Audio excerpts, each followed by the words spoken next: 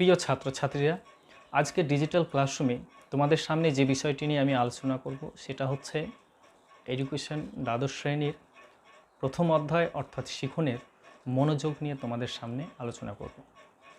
তো মনোযোগ নিয়ে আলোচনা করার পূর্বে তোমরা এখনও যারা আমার ইউটিউব চ্যানেল রয়েছে দ্য ডিজিটাল লার্নিং ক্লাসরুম, সেই চ্যানেলটি সাবস্ক্রাইব করবে এবং সেখানে কমেন্ট দিয়ে জানাবে ক্লাসগুলো কেমন হচ্ছে, এবং আমি যাতে নেক্সট ক্লাসগুলো আরও তোমাদের কাছে ভিজুয়াল করতে পারি, সহজভাবে যাতে বিষয়বস্তুগুলো উপস্থাপন করতে পারি, আমি সেই চেষ্টাই করব। তো অবশ্যই তোমরা কমেন্ট দিয়ে জানাবে ক্লাসগুলো কেমন হচ্ছে, এবং যদি কিছু পরিবর্তন করতে হয় তাহলে অবশ্যই জানাও। সেক্ষেত্রে স্বামী বিবেকানন্দ বলতেন, if anybody can not come to education must go to him. কেউ যদি শিক্ষা নিতে না আসতে পারে তাহলে শিক্ষাকে তার কাছে পৌঁছে দাও। অর্থাৎ আজকে পশ্চিমবঙ্গ সহ সারা ভারতবর্ষে আমরা জানি সারা বিশ্বে এই লকডাউন রয়েছে, তার জন্য আমরা শিক্ষার আলোক স্পর্শ থেকে আজ অনেকটা দূরে সরে গেছি। সবাই প্রত্যেকে নিজের নিজের বাড়িতে গৃহবন্দী রয়েছি। তো এই গৃহবন্দী থাকার সময় আমরা যাতে আমাদের শিক্ষা কাজটা ঠিকমতো চালিয়ে যেতে পারি, তার জন্য এই ডিজিটাল ক্লাসরুম বা লার্নিং সিস্টেমগুলো খোলা হয়েছে। বিভিন্নভাবে বিভিন্ন মাস্টারমশাই যে ক্লাসগুলো করছেন সেই ক্লাসগুলো তোমরা করবে, সেই ক্লাসগুলো তোমাদের কাছে পৌঁছে দেওয়ার জন্য আমরা সেটা চেষ্টা করে থাকি সেক্ষেত্রে। তো আজকে আমার যে আলোচনার বিষয় হচ্ছে, প্রশ্ন হলো আজকের, মনোযোগ কাকে বলে এবং মনোযোগের যে বৈশিষ্ট্যগুলো কী কী সে বিষয়ে আমরা আলোচনা করব সেক্ষেত্রে। তো মনোযোগ কী, মনোযোগ বা অ্যাটেনশন কী? সাধারণ অর্থে যদি বলতে যাই তাহলে আমরা বলবো যে কোনো কিছুর সাথে মনকে যুক্ত করা। অর্থাৎ যখন কোনো বিষয় বা বস্তু বা কোনো কিছু শিখবে তার সাথে মনকে যুক্ত করাই হচ্ছে মনোযোগ সেক্ষেত্রে। অর্থাৎ এবার হচ্ছে আমাদের জানতে হবে, তোমরা জানোই যে আমাদের মনের 3টা স্তর রয়েছে।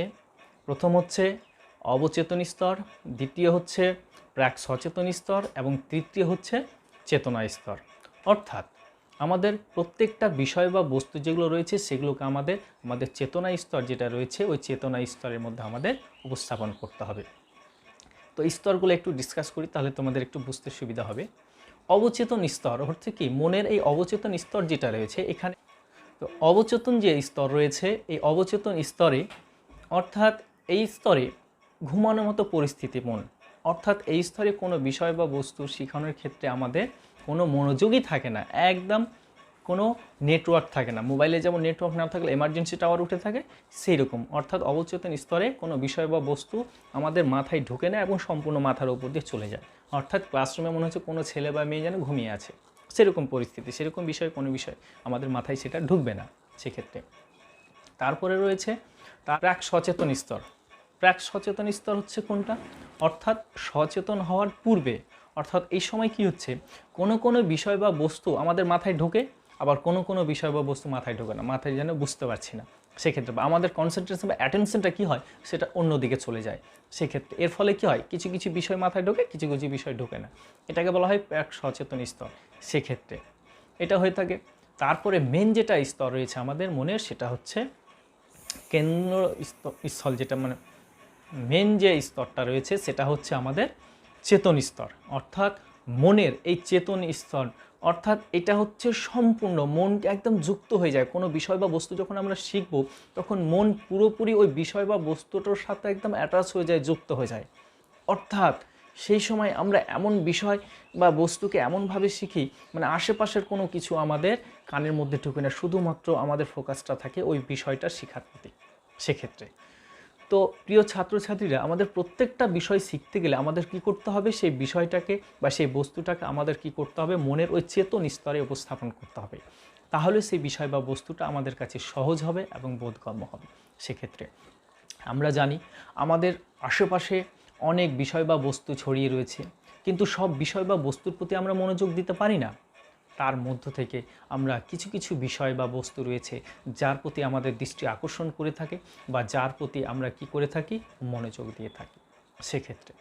অর্থাৎ মনোযোগ বলতে তাহলে আমরা কি বলবো, মনোযোগ বলতে তাহলে কোনো বিষয় বা বস্তুকে যখন আমাদের মনের কেন্দ্রস্থলে, অর্থাৎ আমাদের চেতন স্তরে, মনে যে 3টে ভাগ বললাম, অর্থাৎ ওই চেতন স্তর যেটা রয়েছে সেই স্তরে উপস্থাপন করাটাই নাম হচ্ছে মনোযোগ। কোনো কিছুকে আমাদের কেন্দ্রস্থলে অর্থাৎ মনের চেতন স্তরে উপস্থাপন করাটাই নাম হচ্ছে মনোযোগ। সেক্ষেত্রে তো বিভিন্ন মনোবিদগণ বিভিন্নভাবে এই মনোযোগের সংজ্ঞা দিয়েছেন। যেমন বিশিষ্ট মনোবিদ জিয়া রস কি বলেছেন, যে মনোযোগ হচ্ছে এমন একটি মানসিক প্রক্রিয়া যা কোনো বিষয় বা বস্তুকে আমাদের সুস্পষ্ট চিন্তনের মাধ্যমে মনের সামনে তুলে ধরে। অর্থাৎ এই অর্থে কী বলছে, যে মনোযোগ হচ্ছে এমন একটি মানসিক প্রক্রিয়া যা কোনো বিষয় বা বস্তুকে সুস্পষ্টভাবে পরিষ্কারভাবে আমাদের মনের সামনে তুলে ধরতে সাহায্য করে থাকে, তাকে আমরা বলবো মনোযোগ। এটা কে বলেছিলেন? এটা বলেছিলেন জে.আর. রস। তারপরে হচ্ছেন বিশিষ্ট মনোবিদ মর্গান, কিং এবং রবিনসন, তারা একসাথে একটা সংজ্ঞা দিয়েছিলেন। তারা বলেছিলেন যে মনোযোগ বলতে বোঝায় যে অভিজ্ঞতার ভাণ্ডারে যে নতুন কোনো বিষয় সংযোজনের জন্য যখন কোনো নির্বাচনের প্রক্রিয়া, অর্থাৎ মনোযোগ বলতে বোঝাচ্ছে তাদের মতে যে অভিজ্ঞতার ভাণ্ডারে যেসব অভিজ্ঞতাগুলো আমরা অর্জন করছি সেই ভাণ্ডারে নতুন কোনো বিষয়কে সংযোজন করা, অর্থাৎ নতুন কোনো বিষয়কে অ্যাড করা বা নতুন কোনো বিষয়কে শেখার জন্য নির্বাচনের যে প্রক্রিয়া, অর্থাৎ কিভাবে আমি নতুন বিষয় একটা অ্যাড করব, ডাউনলোড করব, সে এন্ট্রি করব, সেই বিষয়টাকে বলা হচ্ছে মনোযোগ। সেটা তাছাড়া বিভিন্ন মনোবিদগণ বিভিন্নভাবে সংজ্ঞাগুলো দিয়েছে, তোমরা বিভিন্ন বইতে পাবে, সেখান থেকে তোমরা কোটেশনগুলো করে নেবে। এবার নেক্সট মনোযোগ সম্পর্কে আরও বিষয়টা আমাদের কাছে ক্লিয়ার হয়ে যাবে। চলো আমরা জেনে নিই মনোযোগের বৈশিষ্ট্যগুলি কী কী। এই মনোযোগের বৈশিষ্ট্যগুলি যদি আমরা জেনে নিই তাহলে মনোযোগ সম্পর্কে ধারণাটা আমাদের আরও বেশি ক্লিয়ার হয়ে যাবে। তো এই অ্যাটেনশন বা মনোযোগের যে বৈশিষ্ট্যগুলো রয়েছে সেই বৈশিষ্ট্যগুলি কী? 1 নম্বর বৈশিষ্ট্য কি বলছে? মনোযোগ হচ্ছে উদ্দীপক নির্ভর। অর্থাৎ মনোযোগের একটি গুরুত্বপূর্ণ বৈশিষ্ট্য হচ্ছে মনোযোগ হচ্ছে উদ্দীপক নির্ভর। অর্থাৎ মনোযোগ আকর্ষণের জন্য কিন্তু অবশ্যই আমাদের উদ্দীপকের প্রয়োজন রয়েছে বা উদ্দীপকের উপর ডিপেন্ড করতে হয়, নির্ভর করতে হয়। উদ্দীপক বা স্টিমুলাস যেটা আমাদের মনের মধ্যে তৈরি হয়। আর এই স্টিমুলাস বা উদ্দীপকটা যখন তৈরি হবে তখন আমাদের মধ্যে তাড়না বা পেশনা তৈরি হবে, আর পেশনা তৈরি হলেই তখন আমাদের মনোযোগটা বৃদ্ধি পাবে বা সে বিষয়ে আমরা মনোযোগ দিব। তার জন্য বলা হচ্ছে উদ্দীপক নির্ভর। অর্থাৎ এটা হচ্ছে স্টিমুলাস ডিপেন্ডেন্ট, অর্থাৎ এটা উদ্দীপকের উপর ডিপেন্ড করছে। যখন আমাদের উদ্দীপক ভিতরে যখন জাগবে সেই উদ্দীপকের ফলে আমাদের মধ্যে তাড়না বা পেশনা জন্মাবে, আর এই পেশনা যখন জন্মাবে তখন অবশ্যই আমরা সে বিষয় বা বস্তুর প্রতি মনোযোগ দিব বা দিয়ে থাকি। সেক্ষেত্রে 2 নম্বর বলছে নির্বাচনধর্মী প্রক্রিয়া। অর্থাৎ মনোযোগ হচ্ছে একটি নির্বাচনধর্মী প্রক্রিয়া। মনোযোগকে একটি নির্বাচনধর্মী প্রক্রিয়া কেন বলা হচ্ছে? অর্থাৎ কোনো উদ্দীপক যখন নির্বাচন করব, অর্থাৎ উদ্দীপক যখন নির্বাচন করব সেক্ষেত্রে কোন কোন বিষয় বা বস্তুগুলি আমাদের বেশি কার্যকরী হয়ে থাকে সেই সব বিষয় বা বস্তুগুলি কি উদ্দীপক নির্বাচন করতে আমাদের সাহায্য করে থাকে মনোযোগ।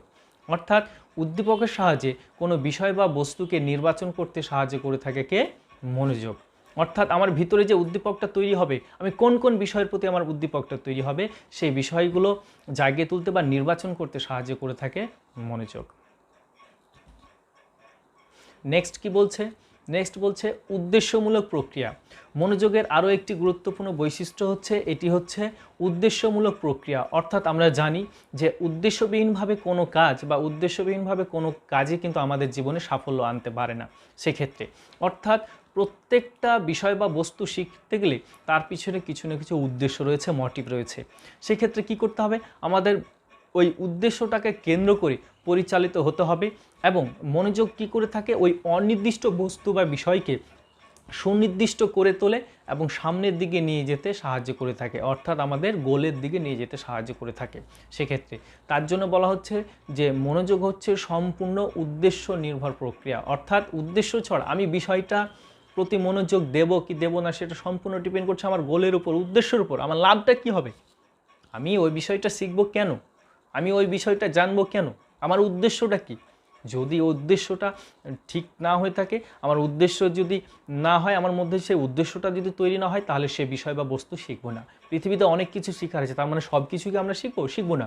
তার মধ্যে থেকে যেই সব জিনিসগুলোর পিছনে আমাদের উদ্দেশ্য রয়েছে সেই জিনিসগুলো শিখবো, যেটা আর যেগুলোর প্রতি উদ্দেশ্য নেই সেই বিষয়গুলোর প্রতি মনোযোগ দেবো না, শিখতে যাবো না। সেক্ষেত্রে আমাদের মনোযোগ তৈরি হয় না।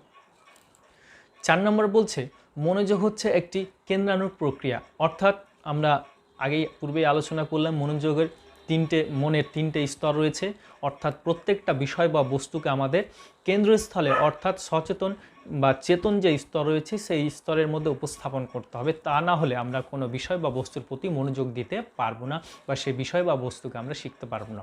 তার জন্যই বলা হচ্ছে যে মনোযোগ হচ্ছে একটি কেন্দ্রানুগ প্রক্রিয়া, অর্থাৎ কোনো কিছু বিষয় বা বস্তু শিখতে গেলে আমাদের মন সেই বিষয় বা বস্তুটাকে আমাদের মনের ওই কেন্দ্রস্থলে অর্থাৎ চেতন স্তরের মধ্যে উপস্থাপন করতে হবে, তাহলে সে বিষয় বা বস্তু আমরা শিখতে পারব। তারপরে কি বলছে নেক্সট 5 নম্বরে বলছে পরিবর্তনশীল প্রক্রিয়া। মনোযোগ হচ্ছে একটি পরিবর্তনশীল প্রক্রিয়া, অর্থাৎ ব্যক্তি যখন কোনো বস্তু বা বিষয়ের প্রতি মনোযোগ দেয় তখন কিন্তু তা এক বস্তু থেকে আরেক বস্তু বা বিষয়ের দিকে কিন্তু স্থানান্তরিত হয়ে থাকে বা পরিবর্তন হয়ে থাকে। তার জন্য একে বলা হয় পরিবর্তনশীল। অর্থাৎ আজকে কি হলো, আজকে আমি একটা বাজারে গেলাম, আমাকে হয়তো একটা জামা বা শার্ট কোনো কিছু ভালো লাগলো, পছন্দ লাগলো, কিনে নিলাম, কিন্তু সেটাই আবার কিছুদিন পরে আরেকটা যখন জিনিস দেখলাম সেই জিনিসটার প্রতি আমাদের মনোযোগটা বেড়ে যায়, অর্থাৎ এই জিনিসটা যেন ভালো হয় না, মনে হচ্ছে ওই জিনিসটা নিলে ভালো হবে। সেক্ষেত্রে 6 নম্বর হচ্ছে মনোযোগ হচ্ছে ক্ষণস্থায়ী, অর্থাৎ মনোযোগের আরও একটি গুরুত্বপূর্ণ বৈশিষ্ট্য হচ্ছে মনোযোগ হচ্ছে ক্ষণস্থায়ী প্রকৃতির। অর্থাৎ একটি বিষয় বা ঘটনার প্রতি যখন আমরা মনোযোগ দিই সেক্ষেত্রে কি হয়, আরও একটি অন্য বিষয় বা বস্তু যখন আমাদের সামনে আসে তখন কি হয়, সেই বিষয় বা বস্তুটাকে ভুলে গিয়ে আমরা নতুন বিষয় বা বস্তুর প্রতি মনোযোগ দিয়ে থাকি, অর্থাৎ এটা হয়ে যায় ক্ষণস্থায়ী, অর্থাৎ কোনো বিষয় বা বস্তুকে আমরা বেশিক্ষণ মনোযোগ দিয়ে থাকতে পারি না। সেক্ষেত্রে 7 নম্বর মনোযোগের আরও একটি গুরুত্বপূর্ণ বৈশিষ্ট্য হচ্ছে ইচ্ছামূলক মানসিক প্রক্রিয়া। মনোযোগ হচ্ছে সম্পূর্ণ একটি ইচ্ছামূলক সক্রিয় মানসিক প্রক্রিয়া, অর্থাৎ এই মানসিক প্রক্রিয়া একটি নির্দিষ্ট লক্ষ্যকে সামনে রেখে পরিচালিত হয়ে থাকে এবং তার বস্তুকে নির্বাচন করে থাকে এবং তার প্রতি আমরা মনোযোগ দিয়ে থাকি। অর্থাৎ এটা সম্পূর্ণ ডিপেন্ড করছে আমার ইচ্ছে মানসিকতার উপর, অর্থাৎ আমার ইচ্ছের উপর আমি কোন বিষয়গুলির উপর মনোযোগ দেব, কোন বিষয়গুলির প্রতি দেব না, সেটা সম্পূর্ণ ডিপেন্ড করছে আমার নিজের ব্যাপার, নিজের ইচ্ছের উপর, অর্থাৎ আমার চাহিদার উপর। সেক্ষেত্রে আমি কোন বিষয়টার প্রতি মনোযোগ দেবো না দেবো সেটা সম্পূর্ণ ডিপেন্ড করছে আমার চাহিদার উপর। ওই জন্য এটাকে বলা হচ্ছে ইচ্ছামূলক মানসিক প্রক্রিয়া, অর্থাৎ সম্পূর্ণ সেটা আমার মনের ব্যাপার, আমি কোন জিনিস দেখব কোন জিনিস শিখব সেটা সম্পূর্ণ আমার নিজের ব্যাপার। তারপরে নেক্সট কি বলছে, এর পরিধি হচ্ছে খুব সীমিত। 8 নম্বর পয়েন্ট কি বলছে যে মনোযোগের যে পরিধি রয়েছে সেটা খুব সীমিত, অর্থাৎ অল্প, অর্থাৎ কি বলছে মনোযোগের পরিধি বা যে ক্ষেত্র হচ্ছে সেটা খুবই সীমিত, অর্থাৎ একটি নির্দিষ্ট সময়ে আমরা একটি বিষয় বা বস্তুর প্রতি মনোযোগ দিতে পারি, অর্থাৎ একসাথে কিন্তু বেশি বিষয় বা বস্তুর প্রতি আমরা মনোযোগ দিতে পারি না। সেক্ষেত্রে যেমন ক্লাসের মধ্যে আমরা সবাই ছেলে মেয়ে রয়েছে, তার মধ্যে একজন শিক্ষকের পক্ষে প্রত্যেকটা ছেলে মেয়ের নাম জানা সম্ভব নয় এবং প্রত্যেকটা ছেলে মেয়ে সেক্ষেত্রে মনোযোগ দেওয়া সম্ভব নয়। তার মধ্যে থেকে কিছু কিছু ছেলে মেয়ে আছে যাদের প্রতি আমরা মনোযোগটা দিতে পারি। সেক্ষেত্রে প্রত্যেকটা দেখবে বিদ্যালয়ে তোমাদের সাথে সহপাঠীরা প্রত্যেকে রয়েছে, কিন্তু প্রত্যেকের প্রতি তোমরা মনোযোগ দিতে পারবে না। তার মধ্যে থেকে কিছু কিছু ছেলে মেয়ে রয়েছে যাদের প্রতি তোমরা একটু বেশি মনোযোগ দাও আর বাকিগুলো একটু কম দাও। সেক্ষেত্রে অর্থাৎ যে কোনো বিষয় বা বস্তুর ক্ষেত্রে কি হয়, আমাদের যে মনোযোগের যে পরিসরটা হচ্ছে এটা হচ্ছে খুব সীমিত, অর্থাৎ অল্প। আমরা বেশি কিছু একসাথে মনোযোগ করতে পারবো না, আমরা একসাথে সব কিছু শিখতে পারবো না বা একসাথে সবগুলো বিষয় বা বস্তুর প্রতি মনোযোগ দিতে পারবো না। তার জন্য বলা হচ্ছে এর পরিসর বা পরিধিটা হচ্ছে খুব সীমিত। তারপরে 9 নম্বর বলছে অনুসন্ধানী। মনোযোগের আরও একটি গুরুত্বপূর্ণ বৈশিষ্ট্য হচ্ছে মনোযোগ হচ্ছে অনুসন্ধানীমূলক প্রক্রিয়া, অর্থাৎ নতুন বা বৈচিত্র্যময় কোনো বিষয় বা বস্তুর প্রতি আমাদের মনোযোগ বেশি দৃষ্টি আকর্ষণ করে থাকে, কারণ বৈচিত্র্য খুঁজে পাওয়ার জন্য আমরা অনুসন্ধান করতে থাকি জিনিসটা কেন আলাদা, অটোমেটিক তার প্রতি যেন আমাদের মনোযোগটা বেশি চলে যায়। সেক্ষেত্রে যেমন ধরো হয়তো আলাদা প্রত্যেক দিন ধরো তোমরা ইউনিফর্ম পরে আসছো, হঠাৎ একদিন দেখা গেল কেউ হয়তো একটা লাইট কালারের শার্ট পরে আসছে বা ড্রেস পরে আসছে, দেখবে অটোমেটিক আমাদের ওই দিকে নজর চলে যায়। সেক্ষেত্রে বা অনেক ক্ষেত্রে কি হয় যে কেউ হয়তো নতুন একটা গাড়ি নিয়েছে, দেখবে হঠাৎ করে দেখবে ওই নতুন একটা গাড়ির প্রতি মনোযোগটা আমাদের ওই দিকে চলে যায়। নতুন জামা, নতুন জুতো, নতুন কিছু, এই সমস্ত জিনিস দেখলে যেন তার প্রতি আমাদের আকর্ষণটা বেশি বেড়ে যায়। সেক্ষেত্রে তার জন্য বলছে অনুসন্ধান চায়, এবং সেক্ষেত্রে আমাদের মনে মনে আমরা ভাবতে থাকি এটা কার, গাড়িটা কার নিয়েছে, এটা কে নিয়েছে, কোথায় নিয়েছে, কত দাম, এই নানান ধরনের অনুসন্ধান আমরা করতে থাকি। তার জন্য এই বিষয়গুলোর প্রতি আমরা মনোযোগ দিয়ে থাকি। এবং এবং 10 নম্বর পয়েন্ট বলছে যে মনোযোগ হচ্ছে একটা ধারাবাহিক প্রক্রিয়া। হ্যাঁ, অর্থাৎ কতগুলো বিষয় বা বস্তু যখন আমরা একসাথে মনোযোগ দিয়ে থাকি, তখন সে বিষয়গুলিকে ধারাবাহিকভাবে এবং ঐক্যবদ্ধভাবে আমাদের দৃষ্টিটা আকর্ষণ করে থাকে। তার জন্য এটাকে বলা হয় যে এটা হচ্ছে একটি সম্পূর্ণ ধারাবাহিক প্রক্রিয়া, অর্থাৎ কন্টিনিউয়াস সেটা চলতে থাকে এবং একটার পর একটা সেটা টু বি কন্টিনিউয়াস সেটা চলতে থাকে। তার জন্য এটাকে বলা হয় একটি ধারাবাহিক প্রক্রিয়া। তো এইগুলো ছিল মনোযোগের বৈশিষ্ট্য। তো এখানে আমি তোমাদের সামনে যে বৈশিষ্ট্য বা পয়েন্টগুলো যেগুলো ডিসকাস করলাম, সেখানে 10টা পয়েন্ট রয়েছে। সেই পয়েন্টগুলো তোমরা ভালো করে করবে এবং সেগুলো একটু বুঝে পড়ার বা লেখার চেষ্টা করবে সেক্ষেত্রে। তাছাড়া বিভিন্ন বইতে বিভিন্ন ধরনের পয়েন্টগুলো আরও রয়েছে, তোমরা সেগুলো পড়বে। তোমাদের বুঝতে যদি অসুবিধা হয় তাহলে আমাকে কমেন্ট করে জানাও, আমি পয়েন্টগুলো তোমাদের ডিসকাস করব। এরপরে রয়েছে মনোযোগের আরও যে রয়েছে, মনোযোগ আরও ক্লিয়ার হয়ে যাবে যখন মনোযোগের আমরা বিভিন্ন ধারকগুলো রয়েছে, বস্তুগত ব্যক্তিগত ধারকগুলো যখন আলোচনা করব, শিখনের ক্ষেত্রে মনোযোগের ভূমিকাগুলো যখন আলোচনা করব, তখন দেখবে আস্তে আস্তে মনোযোগের আরও ক্লিয়ার হয়ে যাবে বা অ্যাটেনশন সম্পর্কে তোমরা আরও বুঝতে পারবে সেক্ষেত্রে। তো আজকের জন্য এতটুকুই। হ্যাঁ, পরে নেক্সট ক্লাসে আবার তোমাদের সঙ্গে দেখা হবে। ভালো থাকো, সুস্থ থাকো, বাড়িতে থাকো এবং যদি কোনো সমস্যা হয়, কোনো নোট বুঝতে না পারো, তাহলে আমাকে কমেন্ট করে জানাও বা আমাকে প্রশ্নগুলো পাঠাও। আমি তোমাদের প্রশ্নের উত্তরগুলো দেওয়ার চেষ্টা করব সেক্ষেত্রে। তো ধন্যবাদ, সবাই ভালো থাকো।